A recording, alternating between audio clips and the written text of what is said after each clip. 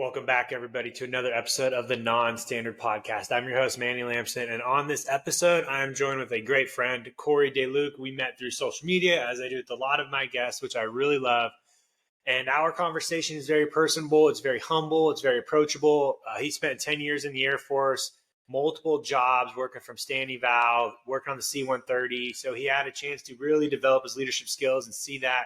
Did 10 years in, got out, now he works with them as a contractor, so still involved with the military. But some of the things we talk about a lot is that transition, leaving the military, how that is, what that's like. Again, it's not always sunshines and rainbows at the end of the road, right? The grass is greener where you grow it. And so that's a concept that we talk about as well. Some of the other little traits we talk about is always learning, control your time, and sharing your wins and struggles through communication and feedback. So I hope you enjoyed the episode. If you love them, like them, share them, please let me know. Give me some feedback after. And don't forget, we always drop a book recommendation at the end for you to be learning as well. Welcome to the Non-Standard Podcast. I'm your host, Manny Lamson. If this is your first time listening or your 50th time listening, this is what to expect on this episode. We dive into the concepts of developing your leadership toolbox. Why do you need this? You need this in any situation to help manage, lead, and control, and ultimately win.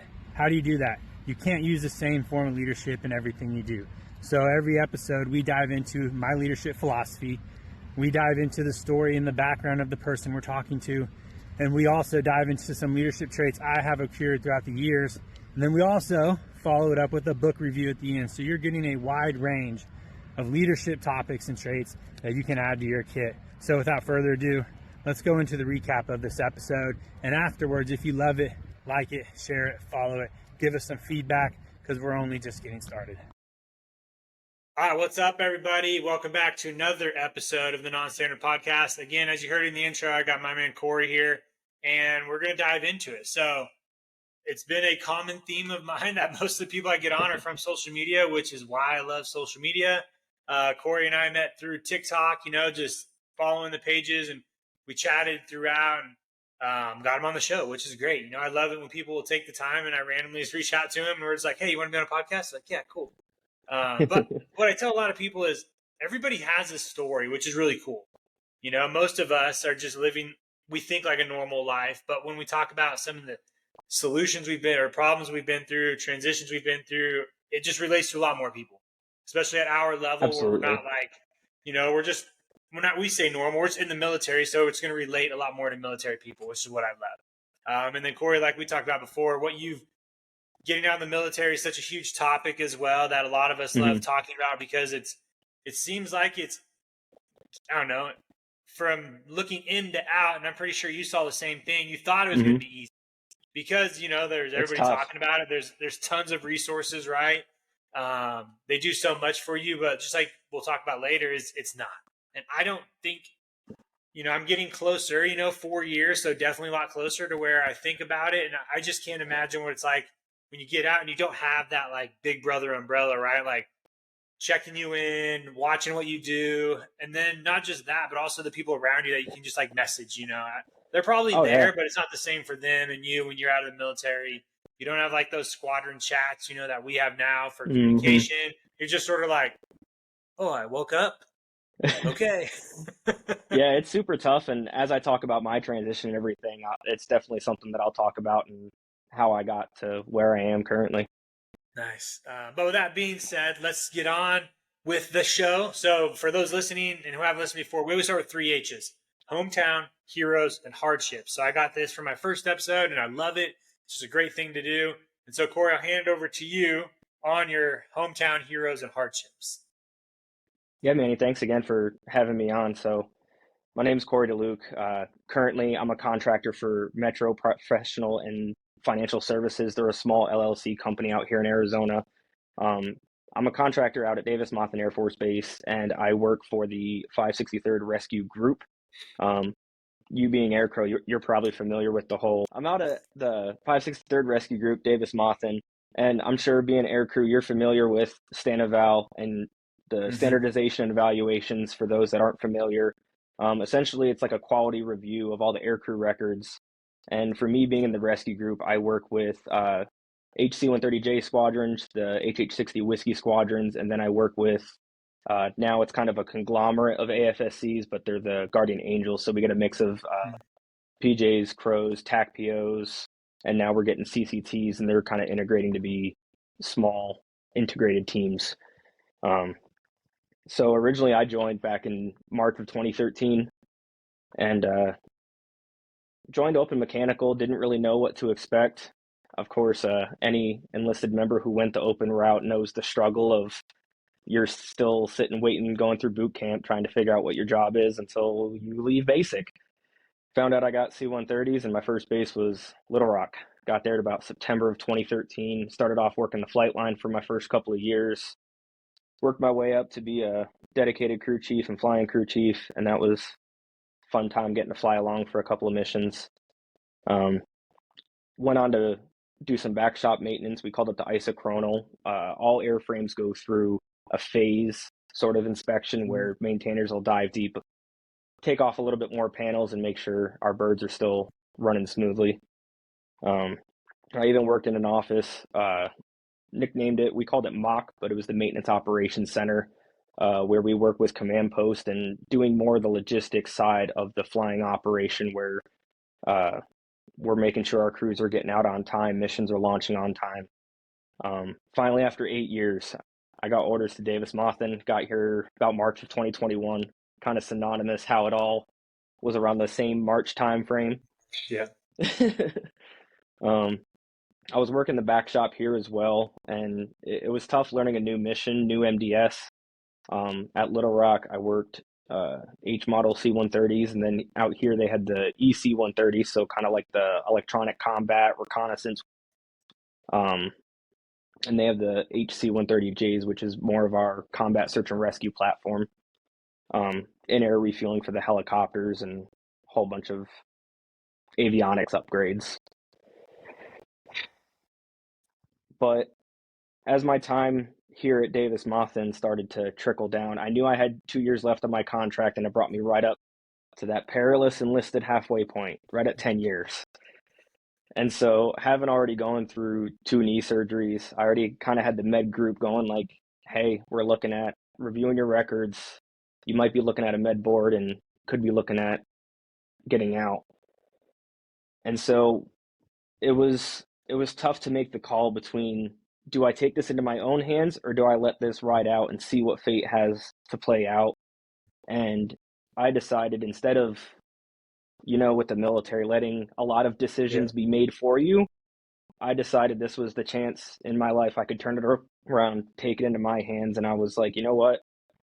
I was already struggling mentally. I don't know what's the best way to describe it. Maintenance is a tough lifestyle. And over the years, I was already seeking mental health treatment, and it was tough hearing how maintainers and some other career fields were among some of the higher suicide rates. So it's always been a real tough and gritty community, but that's where I decided, I was like, you know what, this is where I need to do this for me, kind of do it for the better.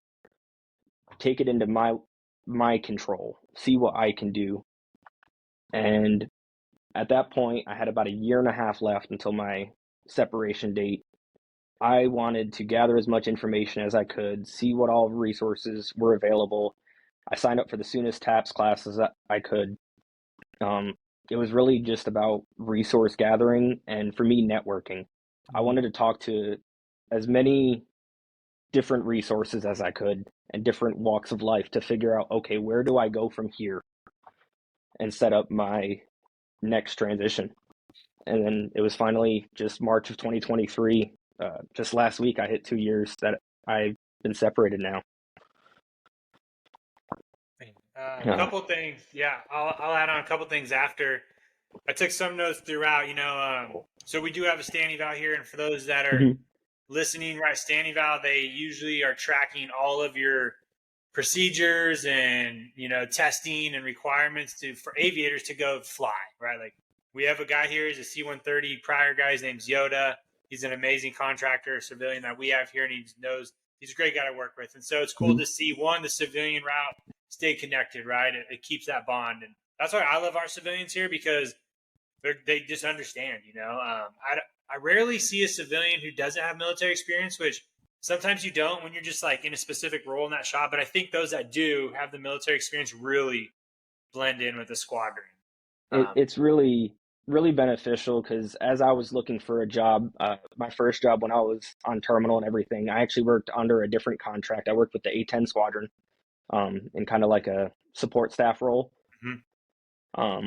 But it was just through networking. I had a buddy that was like, hey, this guy's leaving his job and they're looking to fill it quick. And I went over and he was like, hey, what kind of experience do you have?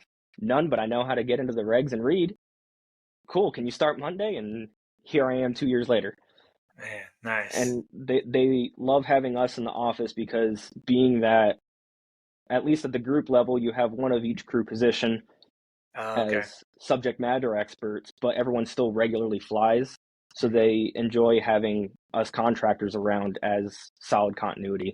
Yeah. Yeah, I think because everyone's still flying, going TDY. Who knows? Yeah.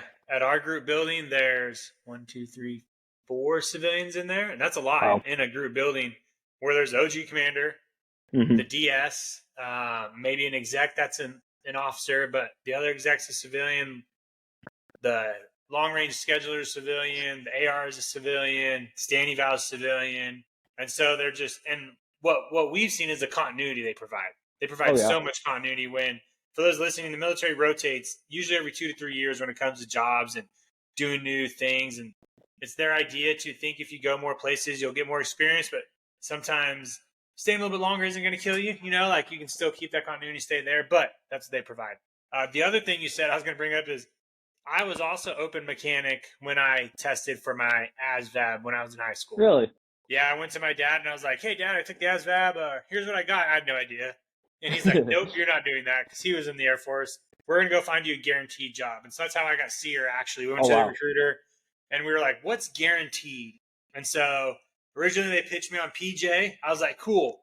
But I don't like to swim. So that's obviously usually the check for PJ and most of the others. I was like, what's next? And he goes, well, there's the SEER job. You do this. And he was a recruiter that didn't lie about SEER. A lot of SEER guys are usually tricked into it because they're telling them, oh, you're going to deploy, you're going to kick in doors like PJs or whatever. But you don't do that as a SEER guy. And so he was like, you go camping a lot and you go in the woods and you teach. And I was like, oh, that's not too bad. And so I ended up doing SEER because I was able to do the test. The swim was unlimited. So that was like my next step down with SEER. And so I got guaranteed SEER when I enlisted, and I had to wait a few months until literally some kid broke his leg. And then my recruiter called me. He's like, hey, I think it was October. He's like, hey, we got a spot in March come up. A guy broke his leg. You ready? And I was like, sure. Yep. All right, let's go. And so, yeah, I went to basic and the rest was history. So, yeah, funny open mechanic job there. I did not do good on my ASVAB. I don't think I would still do good on the ASVAB, but. Oh, me too. I was like, you know what? We're just going to take it and roll with it. I was working minimum wage jobs in high school, not really any sort of direction. Let's see where this goes. Airplanes are cool. And then the other thing you talked about was you took your career into control, which is funny because just on last episode we just talked about it, the guy on there, he was a RC-135 and an EC-130 guy as a CISO. And so he just talked about, and most of us that are in the military know the military usually has set paths, right, for your career to be successful. For those that didn't see, there were air quotes there. So it's really hard to control your destiny. And when you do, sometimes you ruffle feathers. Sometimes they're saying you're not going to have the best career. And so to hear you talk about hey, this stuff was coming up and I had to do it for me, which is great to hear. And that was why I did ROTC. I did ROTC because I didn't trust the process of OTS, right? Putting my career in somebody else's hand like a package, like a medical board. And I've worked with plenty of airmen here at DIAS who are telling me, oh, they lost this medical thing, or I'm waiting on this review board. I got to call them back. And there's so much it's a crazy process. It really is. And even though it was almost a tough pill to swallow metaphorically, it ended up being the beneficial and the right one for me. Yeah. And that's usually what I hear from the people who took control is it ended up working out. I never hear somebody go, oh, I did this for this and this, and it was horrible. They're usually like, oh, it worked out. In the end, it got me to where I wanted to go. And I was happy, and that's usually how it turns out. So there is always that light at the end of the road when we choose our own path. So It's a crazy almost self-realization when you realize you have the ability to do that, and it's almost an empowering feeling when you act on it. It is, yeah. It's and that's why the military is hard because we don't get that opportunity a lot. You're Like limited. you're very It's not that limited you to. can't. You can very much so take things into your control. Like, I know you're big on fitness, and that's obviously a lot of it's something that most people, given their health, can take into control. Mhm. Yeah. And so I think it can be those small details or big things like your life trajectory. Yep. So before you joined, though, where do you call home? Why'd you Yeah. enlist? Like. So I originally grew up in Selkirk, New York. It's a little small town, about 20 minutes south of Albany, so kind of like upstate central New York area. Um, Honestly, the last job I worked was I was working at a Dunkin' Donuts inside of a mobile gas station. Uh, and I had already graduated high school, pretty much already set that I was going to join the military. I originally wanted to go to school for music. I was actually a big band nerd, um, but wasn't quite good enough to really take that too far. I wanted to teach music, but knew that it wasn't going to be the path that was really what felt right. And so as I looked into the military options, I knew I always had support and always wanted to do something, but I wasn't sure what. So when I started to research the branches, I tried to just narrow down, all right, are we going to go Army, Marines, boats, or airplanes? And I was like, airplanes are pretty cool. I want to go do airplane stuff. Yeah. Um, so it took a while. I had to think about it because I know I didn't really want to. I wasn't in the movies. I need to go serve my country. I need to be on the front lines. I respect those that do have that mentality, but that's just not me and who I am.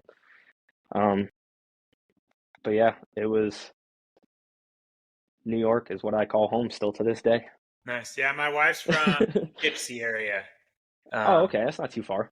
yeah. So when you said upstate New York, I was like, I don't know if that's close because I just know she says she's from upstate New York, Poughkeepsie, and so I was like, maybe he knows where that's at. So I just remember it It's was definitely in the country, like when we traveled out there.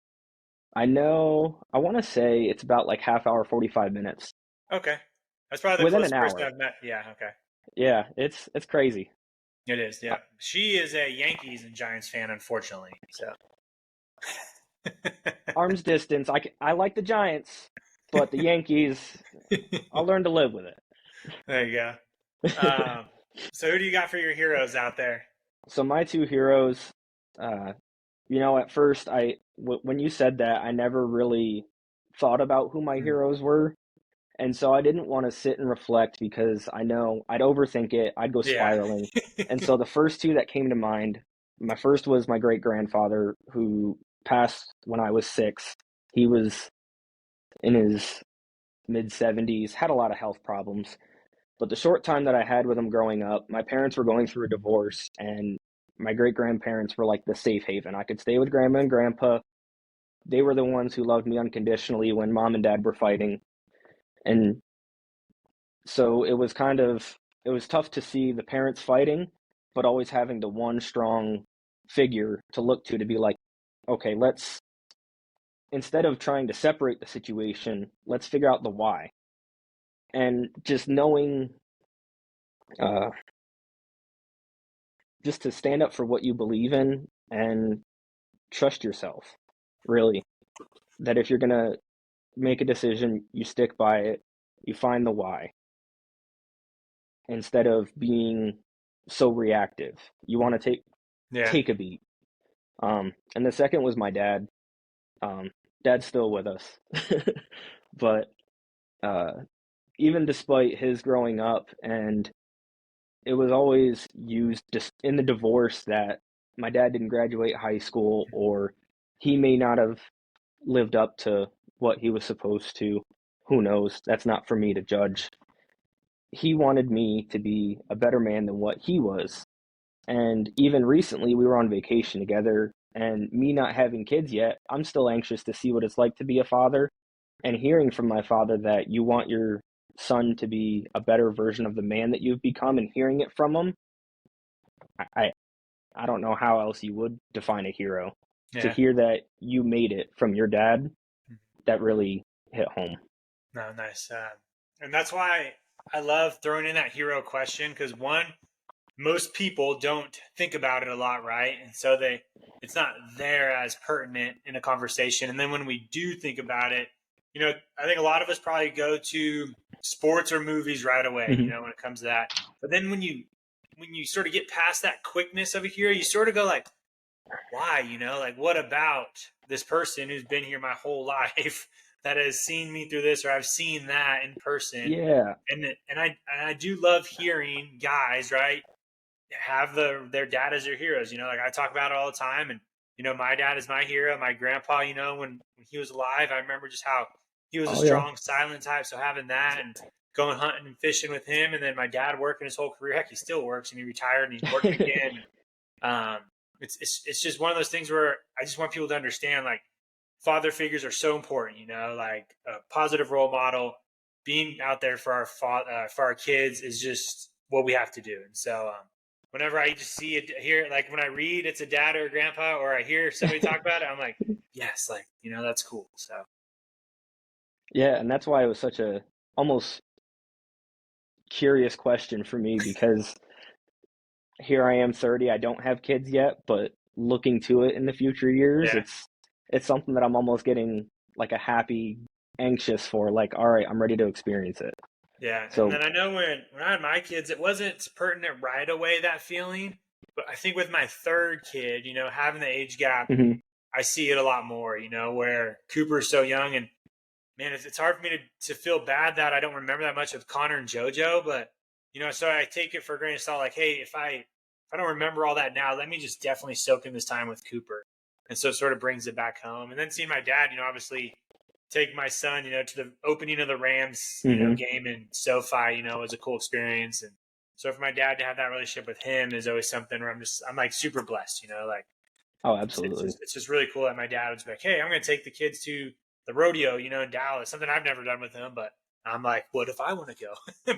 But what if I want to go? So we always joke about that, but no, it's cool. Thank you for sharing that. I appreciate it. Absolutely. So as we move into the hardship, we sort of alluded to it a little bit, but we'll dive into a little bit more as far as some of the leadership questions we'll talk about with, how was it when you made the decision? What was it like for your team around you? I know your iPad is really good at like zooming when you move. So, I'm like, now it's on my face. so we'll talk about, like, how did those around you treat you? What was that perception like?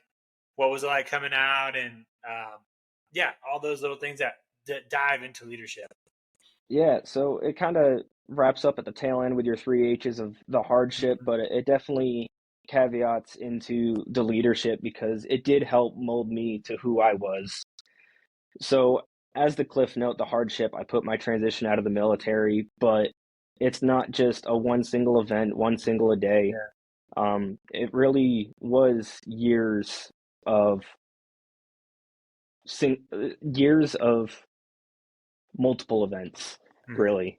Um, Not even events, just culture, I would even say. Being that aircraft maintenance is that gritty uh, career field, I guess you could say, rough around the edges.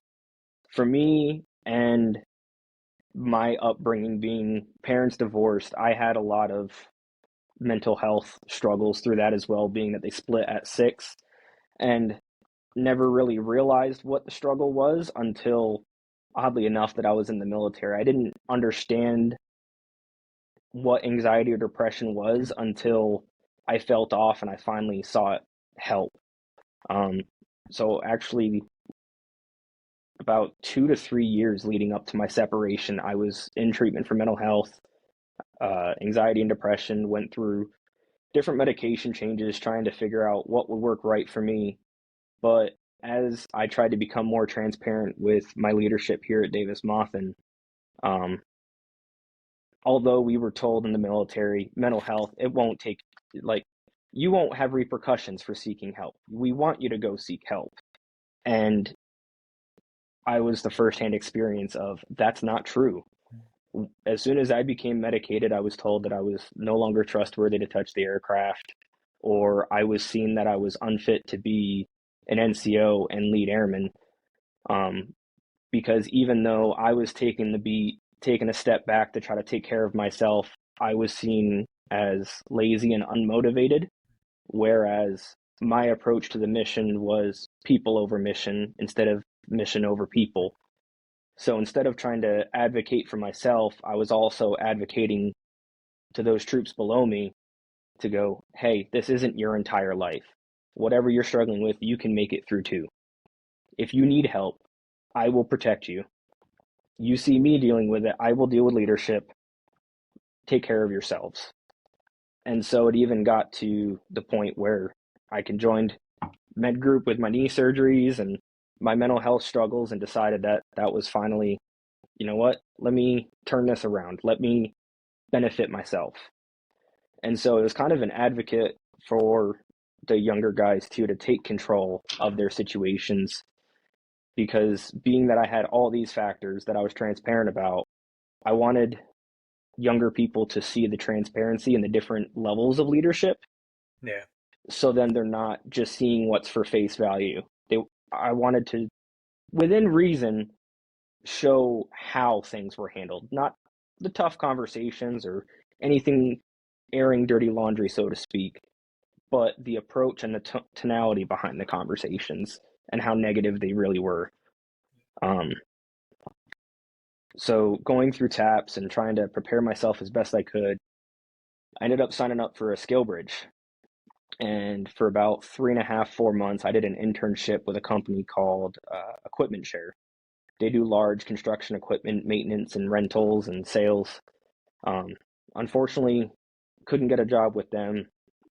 They really didn't have an internship program set up. They more so saw us as free help, because the I was skill gonna bridge say usually program was so Stillbridge new. leads to a job. So for you not to get one after is like sketchy per Usually, se. but at Like, least when I was going through it, let's see, in 2022, it's not a shot anyway towards Equipment Share. At the time that they took me on, everything was so new to yeah, I was gonna say the Skillbridge skill is bridge pretty new program right and around to then too. them. Yeah. Yeah. So it wasn't that they couldn't or wouldn't offer me a job. It Mhm. was just the whole path and process was about as clear as mud. So even though I tried using LinkedIn, tried my best resume writing, I didn't really know throughout the skill bridge, like, oh crap, what is my path going to be? Where am I going to end up? And so that's where I still had a couple months left until I hit my terminal date. And I went to my old security manager and I was curious what it would take to do like a small reinvestigation. I think it's called like a adjudicate now or Okay. something along those lines. But they can reinvestigate your clearance to extend it Yeah. essentially. And that's what I ended up wanting to do was, okay, maybe security clearance will help get me a job. Mhm. And that's where I found the contracting jobs on base finally. And they were like, you have a clearance? You're hired. Just because it was a lot easier to leverage. Hey, I've been in the military and I have a clearance. And most times, private companies spend tens of thousands to do any form of background check, really. So if you already have it vetted, you're one step above. Hmm. And so trying to learn and navigate this the whole way, it taught me not only over all these years as an NCO who I wanted to be as an NCO and how to lead airmen, but it also ties into the book that I brought where a lot of it's perspective too. What can you take control of, and how can you use the information or resources to your advantage? Just like resume writing to other retirees or other members I've worked with that separated, I've seen some members go, well, I don't want you to look at my resume. We're trying to be competitive. Mhm. And I go, why not compare, contrast? I'm not trying to copy, but I feel if you can always take one tool out of someone's toolboxes to shape it into your own, you just already increased your knowledge, your wealth, not wealth financially, but Mhm. you can always learn something from somebody, just like you say. Yeah, man, just to follow up, I'm taking like notes throughout each one of your stories, and then I'll come I'm just back sitting like, here babbling. no, it's perfect. And that's what I love, because then I'll be like, oh, let me not forget that. Let me not forget that.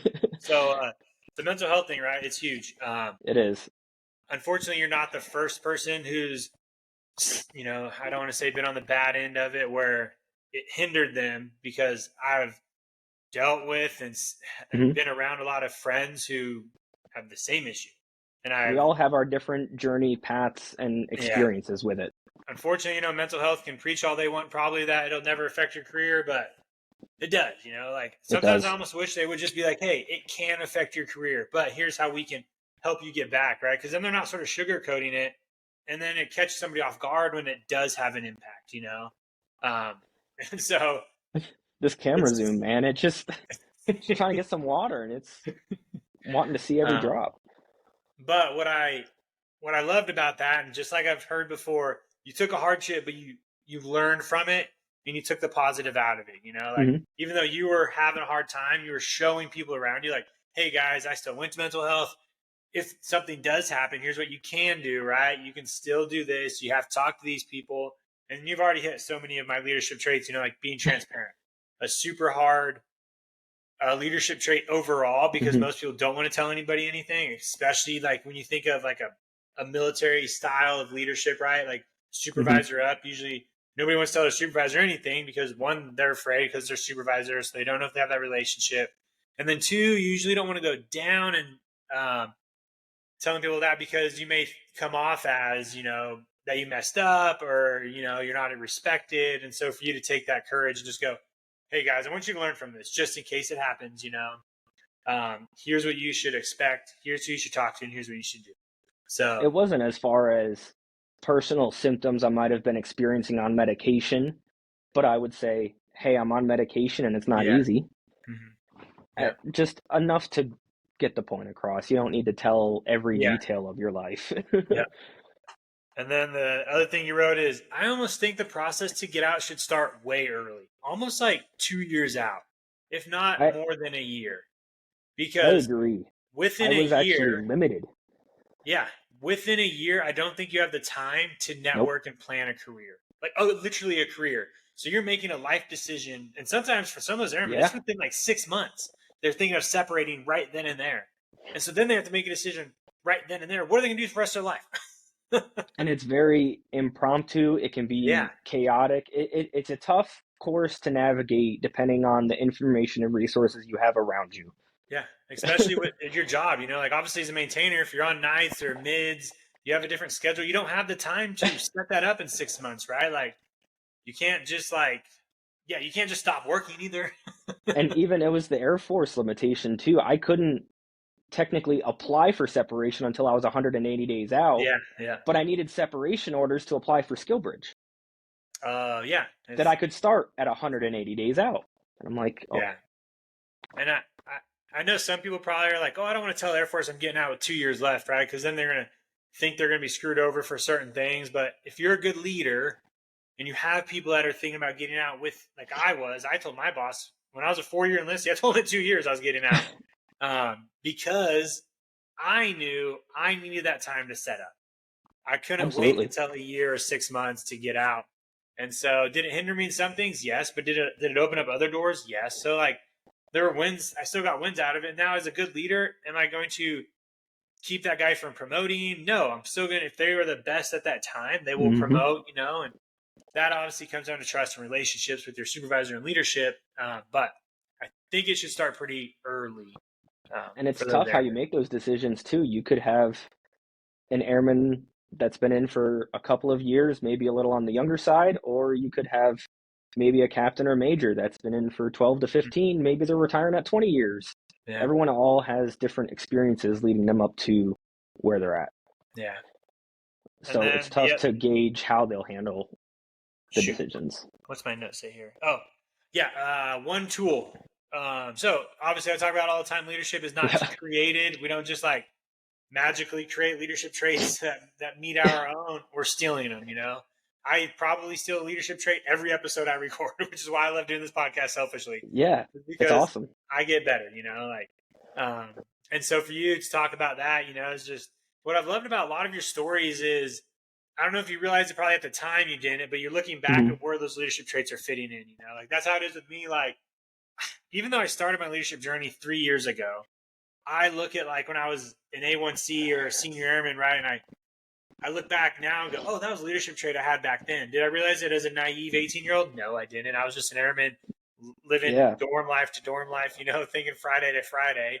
But I look back and go, oh, the reason I can do this now is I have this leadership trait of speaking in public, right? I've always loved it. So now maybe that led me down this podcast route. I don't know. But so it's funny when people talk about leadership traits early on in their life, like high school and like middle school, which is crazy to think of, right? As like leadership tools that are developing early in our lives. Yeah. So like when you were like, oh, when I was this young, I realized this, and it all accumulates later on down life when you throw it into action. And it really is kind of like building a toolbox. You can't just go out and buy the toolbox expecting it to be full. You got to build it over time. Yeah. And what's harder to realize is you have to rebuild it everywhere you go. Yeah, it's always got to be modified for the task at hand. Yeah. And so that's what's hard for, like when I was a younger leader, I didn't realize that. I had my toolbox and I sort of took it with me wherever I went. So when I was leading in these different places, I just used the tools I had, and I thought I was being a good leader because I was good at just those leadership traits. But then after a while, I realized, like, I don't know if that was the best trait at that time, like I should have done this instead of that. And, all that's all 50-50 Monday morning quarterback. But that's how I was when I was young. I was just like, this is me. Here's how I'm going to lead. Like you guys will follow me based off these leadership traits. And now I sort of just walk into a place, and that's why I love the leadership trait lead from behind, because you soak in what leadership traits you need to do. I tell a lot of young leaders, like when I talk to a lot of ROTC guys or cadets or lieutenants, and they're like, hey, how do I become a good leader? Or how do I lead? And I go, well, you have to know who you're leading. So sit back a little bit. And as an officer, right, we usually have flight chiefs or supervisors or superintendents that are there. Let them do the leading for like 6 months, right? And you just gauge where the shop's at. Who does what, who's good, who needs help. And then when your time is right, you can start leading your own way, but you can't do that right away. Exactly. Which is hard to teach young officers because that's what they want to do, right? To make an impression or become a good leader. So they're nervous of sitting back. It's funny because I kind of developed. Did you see any of that on your side, or? So I don't know if you remember. For me, once I became an NCO and really started to lead people, for me, I never really had, I guess, a role model or any set of people really to look up to, because at the time and the unit that I was with, it was almost every man for themselves. You had to look out for you and your career, keep the blinders on, don't make anybody mad, don't ruffle feathers, just do as you're told, show up to work, do your thing. And so I never had the same approach you did where I was like, here's how I'm going to lead. And it was actually led up from my younger years being an airman until I was in a position to lead. I went, oh crap, how do I do this? And I go, well, I know what not to do. I know as I was being led, I know what I didn't enjoy seeing, hearing, or the acts that I saw. So how I originally developed my leadership style was what not to do. And over time, gaining tools from other people is how I developed over time. I went, all right, don't curse at people. When you're yelling at them, they're usually more receptive. Small little things along the way throughout your career, you realize what turns people away when you're trying to build a team to perform a mission. And it was easier when you had that camaraderie and the troops that were willing to work for you because they were willing to work for you. Yeah. Do you have any instances or stories of when it was going good or when you saw that? What did it look like? Who was it from? Or what you see now, right? Because obviously you're still around the military, so. So the one story that I usually tell people, especially with mental health, is I want to say this was 2018, 2019. In Little Rock, across the maintenance group, we had 19 suicides. It was incredibly high that year, way too many people. But I remember the one time I had this young airman, we were out in the smoke pit. In the maintenance world, your smoke pit, that's your safe haven. You can go out, take a beat, and talk if you need to. And so that's where a lot of people felt comfortable talking. And being a young leader, people knew I was approachable. They knew they could talk to me. But I didn't know that the senior leadership above me also saw that. And they perceived it that I was just hanging out, fraternizing with the younger airmen. But I was dealing with so much more because airmen they're young, they don't know how to budget, or they had a death in the family. They're trying to learn how to buy a car. I mean, you do have kids that are fresh out of high school learning how to live life. And I remember I had this senior NCO, he was grilling me for it, that this was going to make me a bad NCO. This was a bad impression. I wouldn't amount to anything acting this way. And I turned at him and I said, "You're the reason people are killing themselves." His jaw dropped. He walked out of my shop. And ever since then, treated me with love and respect. And so it really taught me, skip a beat, get to know your people. Yeah. It can also benefit you as a leader, knowing what people have going on. You don't need to know every detail, but sometimes just recognizing a person as a person and making them feel that way can make them, I don't know, feel recognized and just feel part of it instead of just being a number in the military. It's crazy. And you're being seen as a person and not the rank. Yeah. I love doing these episodes when leadership traits repeat themselves because it has to.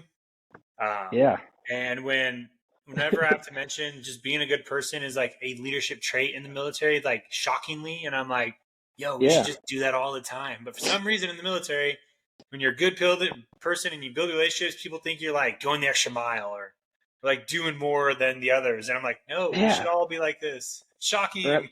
Or at least like in the maintenance world, if we're out changing tires and I'm an NCO and I have a group of airmen, I'm going to go, "Hey, look, we're out here on the job. It's just us. You can call me whatever name. We're all him and Han. We're working. We're getting the job done. But be mindful of who's around because you never know who's around."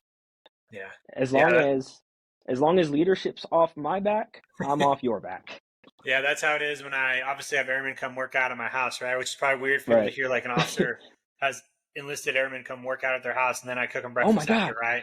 Like, but they know, right? Like when we go to work and they see me in uniform, they're like, "Manny, what's up?" You know, heck, even here they don't call me Manny, which is always funny. They're just like, "Hey, sir, like, thanks for the workout, sir." And I'm like, dude, we're like sweating in my garage. You're at my house. Yeah, I know. Yeah. But I respect it, and I appreciate it. But they know, obviously, when we go to work, they don't do that, They're like, "Hey, sir, like, how's it going? Good to see you." It's just like when I used to host airmen for Thanksgiving. I'm like, today is the day. Rank does not exist. We are people. Yeah. And one of the things you hit that I don't want to slide by is people want to be appreciated. Like, absolutely. That's how we are literally built. Like, I've read in a bunch of books, like the way we function throughout our life. One of the, I can't remember, it's like a philosophy or a trait, but we do things to be appreciated.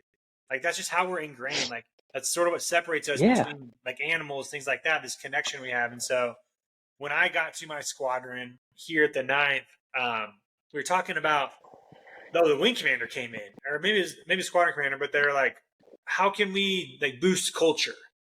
And I'm a huge culture guy and everybody knows it. So they're probably like, oh, Snar's going to say something. I was like, dude, just appreciate people when they do something good. Give a high five every now and then.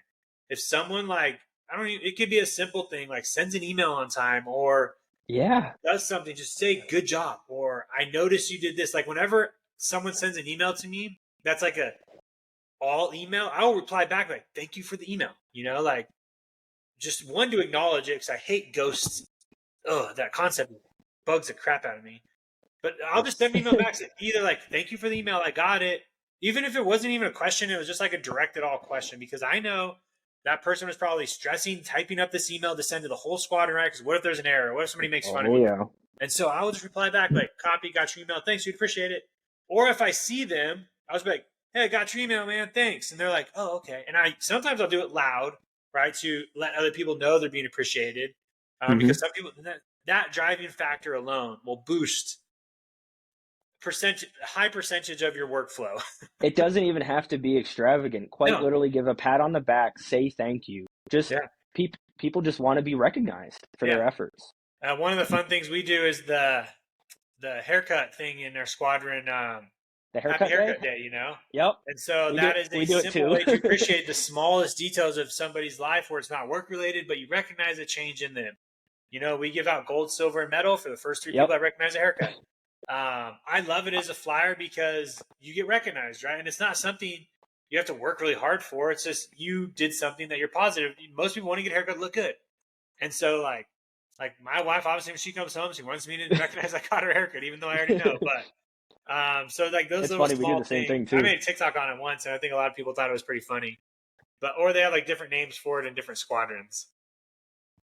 We do the same exact thing, but it's funny because I'll do it to a coworker in my office who's bald. Yeah, we do that to our commander because he's bald. So every time so someone random will always shout after morning brief, "Happy haircut day, sir," and he's like, or he'll be like, "Gold," and we're like, "Dang it, crap." Yeah, sometimes I'll be like, "Hey, my mustache got trimmed, guys." Nobody says Happy Mustache Day, so not many people have to trim their mustache to stay in regs, but I do. So no, because it's carried enough now within our ops group. They do it when I get a beard trim. Yeah, I was gonna say there's probably a lot of beard ones now too. Yeah. But yeah, just being appreciated, man, is it goes so far. You don't have to stress about writing a quarterly package or making sure their EPB, OPB looks amazing. You want to do those things out of the goodness that you are, but sometimes just saying thank you and telling people that they're appreciated. Yeah. But be receptive too. You want to appreciate being appreciated. Yeah. All right, let's. I will recap my 4 leadership traits for everybody out there. If this is your first time listening, I don't want you to miss them. So I sort of run my life based off of 4 leadership traits. Lead by example in all you do. To be selfless, you have to be selfish. Build relationships based off trust and care. And then challenge the road in front of you, get comfortable being uncomfortable. Like I said before we recorded, we've already hit a few of these, right? To be selfless, you have to be selfish, which I love that we talked about for your career, right? Like you took a path to get to where you got to go to help other people and help yourself. We've hit relationships multiple times.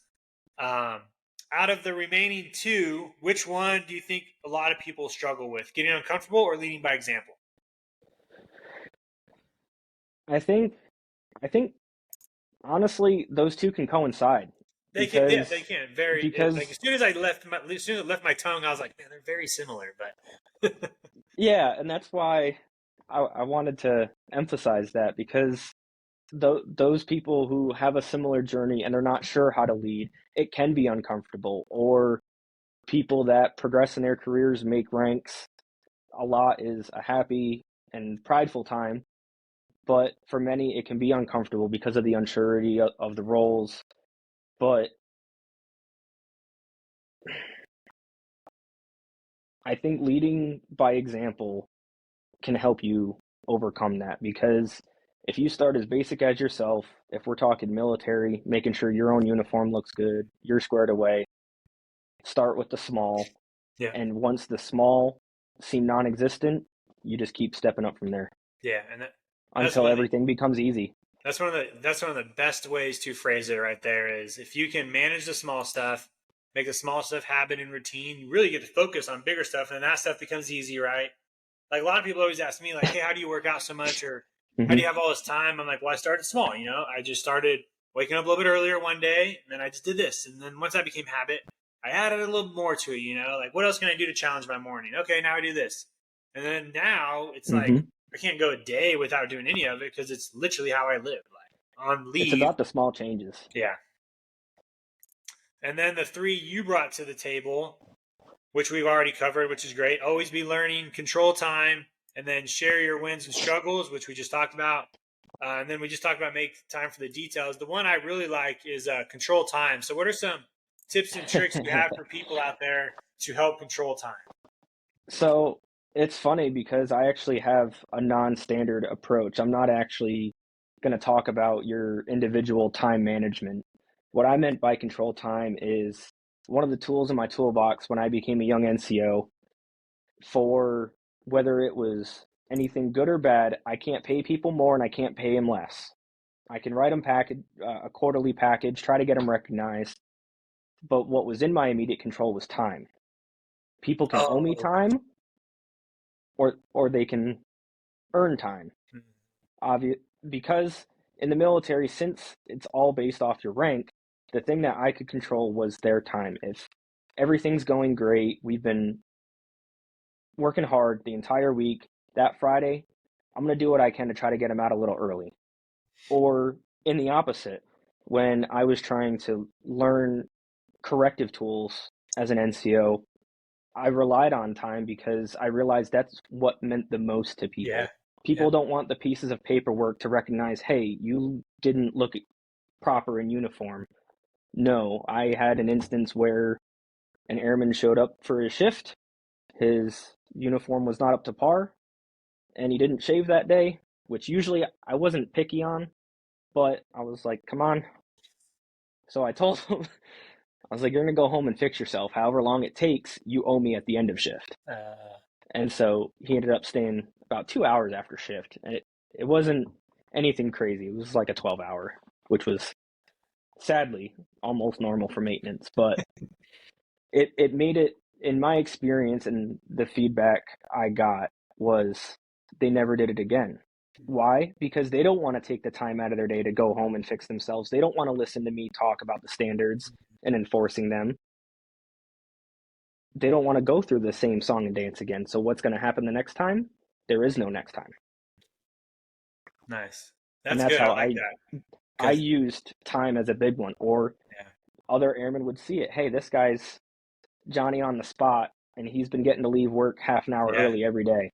hmm Maybe I should be more like him. And it's all about learning from people. yeah. That's a good leadership tool right there. I like that. Yeah, I'll have to remember that. I think I do pretty good in our office. Like I oversee the SARM troops there, and their supervisor will come Mm-hmm. up like, "Hey, is it cool if we cut out early today?" But he's the one that sort of controls their time, and he just verbalizes it with me, and he'll be like, "Hey, they did this, they did that. Can they go home?" I'm like, "Yeah, easy." But I like how you put that twist on it on what I thought control time was going to be. Um, Yeah, I yeah, more so, not necessarily my advantage, but I learned how to use it in my favor. yeah, no, I that's what leaders need to be able to do is take something that they can manage, control, and then mm-hmm, use it not to their advantage, but just as a leadership trait. Like how can I take this thing that's valuable to them, but not be rude about it or twist it up and have a reason, right? Like you did, you were very specific with it. Like, hey mm-hmm, guys, I'm not just gonna like take your time willy nilly. Here's the guidelines. You exactly. either earn it or you lose it. But I will tell you, like there's a reason why. It's not just you weren't like very random with it, or non-standard, I guess, with your time. Or even Yeah, another good example would be lunchtime. Hey, yeah, you want your hour break. It's your peace, your sanity, the break midday. Well, if some things are good, some things are bad, it's convenient to have that one thing be used in both ways. Because then I don't always have to give an hour. All right, hey, this week I've been giving you an hour, but you've been coming back an hour right. 15. You can go to lunch today, be back in half an hour. What? I gave you time, you used more than what I gave you. So now you get less. Yeah, And it's interesting when you're in the leadership position and seeing how people react, because then you yourself can use that as yeah, feedback. yeah. And you're clear with it, right? Like you're telling them why you're doing it. It's not just like you get 30 today, and they're like, "What? What?" You're just like, "Don't ask." No, and that's what I wanted to always make sure Yeah, of, is when I was doing something, it's because I had a reason or purpose behind it. It's not just because I felt like wasting breath that day. yeah. Let's talk about the always. Did you have always be learning? I think you did. I did. You did. And I think Let's talk we've about that one always, really quick. Yeah, it kind of ties back to that toolbox and how even to this day I try to learn something from everybody, because it's not a copy and paste, but even though your perspective, you might look at something completely different than the way I do, but I could still understand your perspective. Like, trying to think how to say it. Kind of back to the resume conversation. You don't want to say that you had the same experiences, but maybe the way that they wrote their experience, you could learn how to tweak the way you wrote a certain bullet or paragraph. And just seeing different approaches is what I feel like is real beneficial, to see how people attack things, how they go about them. And that's a very, I say, experienced leadership trait, being able to take all that in, because that's a lot of data to be taking in a shop of like 30 people, right? Because that's 30 different always be learnings, right, that you're looking at. And we've already covered what you should be looking at. You should be looking at what's going wrong. Don't do that. Mm-hmm. What's going exceptionally well, do that. Like, so for somebody listening who doesn't know how to do that easy, there's your simple way to always be learning. Take what you saw from that airman that got BTZ, do what they're doing. Don't do what the person's doing who got an Article 15. Like, now if you want to get more experience, you should be able to learn what everybody else is doing in their shop, so that as you become a supervisor, you can help them either adjust some of the ones that aren't going well. Like, that would be the next step and always be learning. If you see somebody doing something that's not working, help them with a better leadership trait. Most people are going to be like, oh, I'm not doing that. That doesn't help because now the person's still doing it. But if you care for them, you can go up and be like, hey, man, I notice you swear every time you yell at somebody. I don't think that's working. Oh, cool. Just observing behaviors. Because maybe nobody told him. And that's just what they do. And so if you were a good person and you knew them and you knew that leadership trait didn't work for you, I bet it doesn't work for other people. And that's where you got to just get to know your people and see what they're receptive to. Yeah, because some people just grew up swearing like a sailor, like. I think so. And some people can swear very well, to where, like, when they do swear, it's not rude or arrogant, or insulting, but then some people just don't know how, so they just do it all the time. Yeah, it's a tough balance. It is very hard, yeah. The last thing I'll ask is, you did bring a book to the table, and in the thing, in the email you mentioned, it was one of the first books you've read in a long time, right? Yeah, it's since high school. So that obviously is my always be learning trait. I'll tell anybody. If somebody comes to me and goes, Manny, what should I do to always be learning? I'm like, just go read. And they're like, what? I'm like, just read a book. I don't care if it's you start off with Pinocchio or whatever. You'll improve from there, but just go read. So what brought you to reading, and what book do you have as we wrap it up? So it's crazy because all these years, been together with my wife for 10 years, married for 7 now. She's always been a big avid reader, but never had an interest. And just over all these years, something finally clicked, that I wanted a different perception. I wanted to do something different. I usually sit around. I'm kind of lazy. I like to veg out, play some video games, hang out with the dogs. I live more of a dormant lifestyle, and I was like, I need to change things up. I want to see things in a different light.